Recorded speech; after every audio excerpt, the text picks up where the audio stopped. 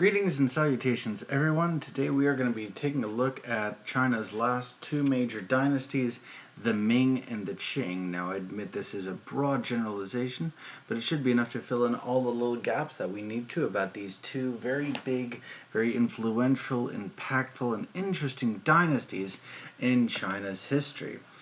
Start off by taking a look at the Ming Dynasty, and the big that starts the Ming going is the work of Zhu Yuanzhang. Now, Zhu was a very interesting man, to say the least. He had a very eclectic background, a monk, a soldier, a bandit, but he was responsible for uniting the forces that would ultimately be responsible for getting the Mongols gone. As we remember, the Mongols were in charge of the Yuan dynasty in China. They had set themselves up as imperial rulers and had, by and large, not been welcomed by the Chinese.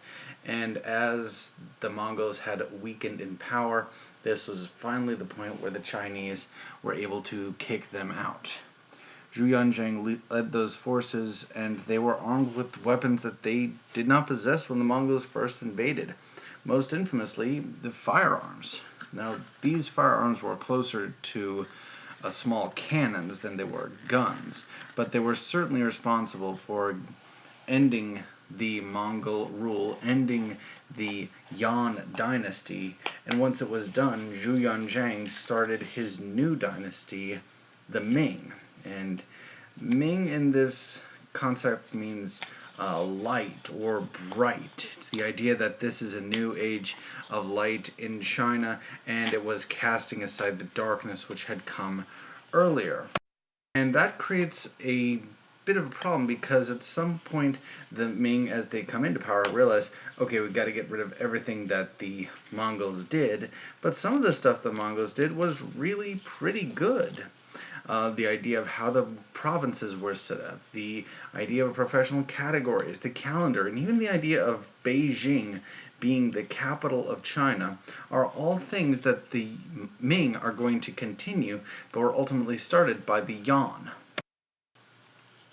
Probably one of the biggest things that was surprisingly changed about this time was the voyages of Zheng He, Zheng Ha, or Zheng He. I've heard his name pronounced so many times in so many different ways. Anyways, this was the great explorations that were started by the Yongle Emperor at the beginning of the 15th century, and these expeditions were all about going out across the Indian Ocean and opening trade back up, reintroducing the rest of the world to this is what China is and what China's all about. This wasn't about conquest, this wasn't about exploration, this was barely about trade. It really did show the rest of the world, wow, China is amazing. Because when Zheng He's forces and fleet rolled in, they usually rolled in thousands strong, sometimes tens of thousands strong, offering gifts and showing off the wealth and glory of China. This got everyone interested, thinking, wow, China is this great, amazing place we've always heard of and seen this stuff of, but now we're really seeing them. Wouldn't it be great to trade with them? And the idea of going to China and debasing yourself in this bowing ceremony called a kowtow kind of gets going. And the voyages are really amazing. Over 50 countries are going to be added to China's tributaries. And there's a wonderful story about a unicorn that's also with these. I won't go into this now. But if you see me and you ask me, I'll tell you that story. Unfortunately, Zheng He's voyages were not the great thing that lasted forever, like some of the Western European maritime explorers were. The state needed resources, and the giant treasure ships that were the flagships of the fleet were taken and repurposed. There was a lot of problems that came with being a maritime power in this era. Piracy being the big one, and the Chinese superiority complex that we're better than everyone else, and anyone who's interested in us can just come to us anyways, was definitely problematic, to say the least. After Zheng He's voyages came to an end, after his benefactor dies, he will be buried at sea. he doesn't even get a tomb back home for a long time, and the Chinese even tried to say that Zheng Han never existed, and if not for the writings of a couple of very generous, and some may say it might have been just one person, about the Voyages, no one would have known that this had happened. The Chinese tried to say this never took place, no one ever needed to come to us, we never needed to go to anybody, everyone always came to us, and that, well, it wasn't true. And rewriting the past is difficult and sometimes not so great, and this is a good example of that. During this time, we're going to see the Ming Dynasty will not grow like China had before. It had stagnated. It stops moving forward, stays still, and in some cases starts going backwards. China's going to lose some of its basic fundamental metallurgic skills, which is really surprising and very bad because some of these things are steel and even bronze, which the Chinese had made their bread and butter on. How do we make this? How do we get this better? Now, if that was it, that would be just, well, that sucks for China, but their former tribute states, like Korea, starts moving ahead of them. So China isn't just stagnating, but they're getting overtaken by people they used to overtake. The wealth that the Ming were known for was porcelain. Now, porcelain had been used throughout China for centuries before, dynasties before. Porcelain was not a new thing, but it was still an idea of cultural brilliance that we see. It was very difficult to make. It was extremely fragile, extremely breakable, and extremely beautiful. And all these things kind of work together to make this stuff sought after by everybody who could have it. They did want it. One of the other things that we're going to see the Ming are going to produce are these vernacular novels, just novels, books that are written in the language for the common person. This is going to increase your academic literacy of the state and make things ultimately better for everybody. One of the big major problems that we're going to see facing the Ming is going to come in the form of money. And this is a dual problem and boom for China. You see, China had tried with the idea of paper currency earlier in the Song Dynasty, and it did not work. They used average paper, average ink, nothing special. So it was really easy to counterfeit. China goes back and starts using coins again. But they need those precious metals to make their high-value coins. Lo and behold, the Americas are quote-unquote discovered, and the outpouring of silver from Potosi will very, very quickly make its way to China. Silver being the only thing that China was willing to buy and sell for. They start buying it, they start selling it, they start trading for it. Their currency goes up. Their currency becomes more valuable. Their currency becomes more stable because now they can trade silver coins, something that is going to increase the wealth of China. However, so much silver comes out of the Americas, well, it's going to devalue the silver that's there. And that'll lead to problems. Dual nature problem, actually unexpected climate shift happens at the late 17th century. The little ice age, global temperatures are going to drop. This is going to decrease your growing season. This is going to decrease how much food you can have.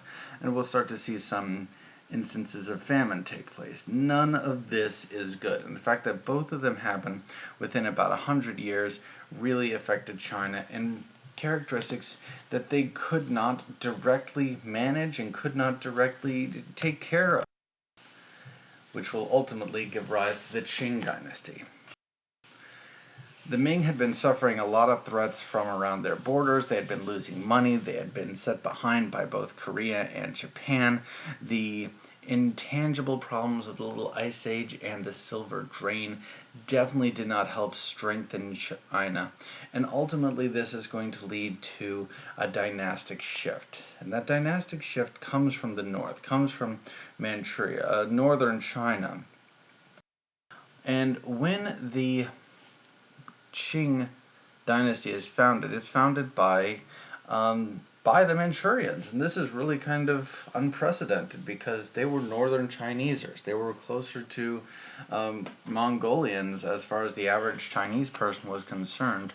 And when they conquer things in the mid-17th century, they established themselves as the heart of the empire. They established themselves as the new ruling imperial family.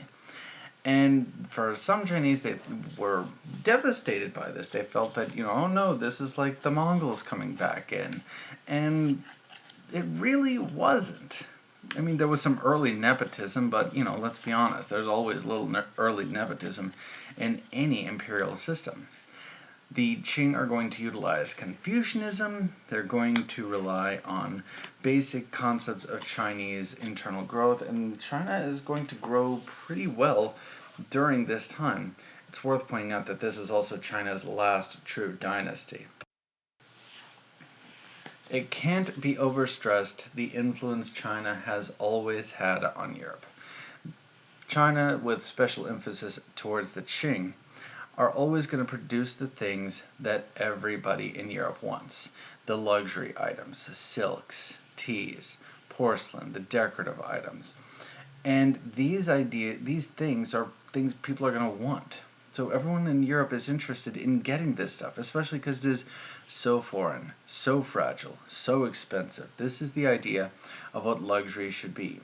Even the idea of what a ruler should be is kind of taken to a different level at this point.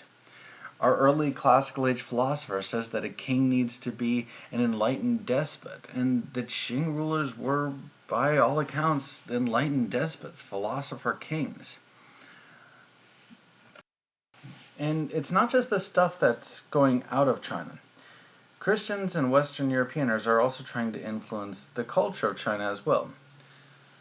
Catholicism in China was not new. The idea of this was not new, but there was very little success in converting the majority of China.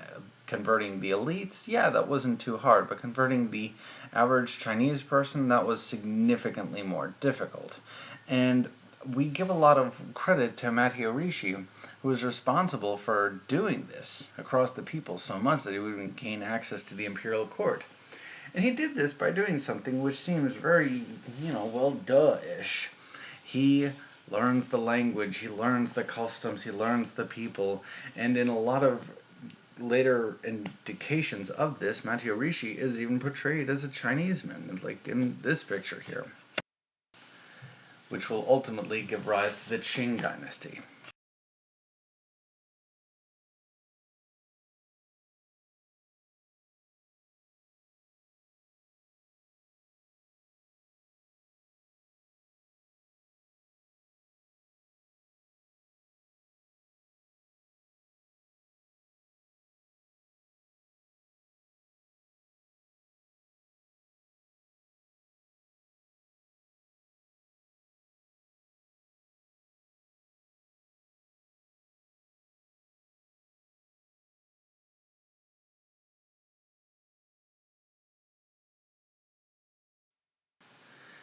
The Chinese knew that everybody wanted to trade with them, and they were eager to trade, but they didn't want anyone to trade with anyone.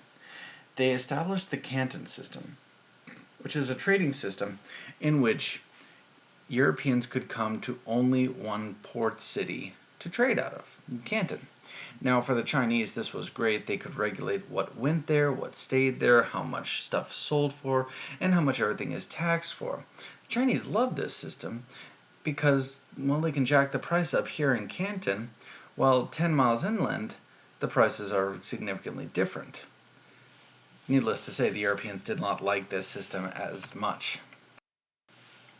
There was a couple of attempts to fix the Canton system as far as the Europeans thought. One of the early examples was in 1793 and 1794, a diplomatic mission by Lord Macartney. The goal of this was to open up diplomatic relations with China, a thing that Nixon did in the 1970s, but here in the late 18th century, the British are trying to do.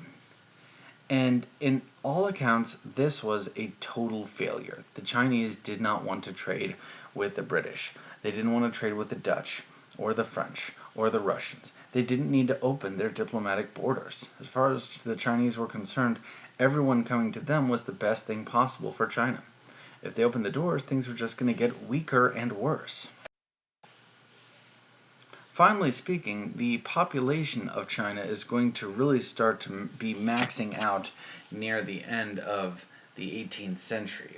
There had been a long time of peace, long good foodstuffs that we start to see, and this is going to see China's population boom somewhere around the 350 to 400 million mark. We're still not exactly sure where this is. And the problem that this is going to be is, even though the size of the country's populace is increasing, and even the territory is somewhat increasing, your number of officials, your number of bureaucrats, your number of state administrators was staying about the same. So you have less people governing more people with the inability to do both. Ultimately, this will leave China ready for the right kind of thing to trade and ultimately be divided up. But that's going to take a little over a century to ultimately get going good. Alright, today we took a look at the Ming and Qing dynasties. I hope you learned something, and I'll see you next time.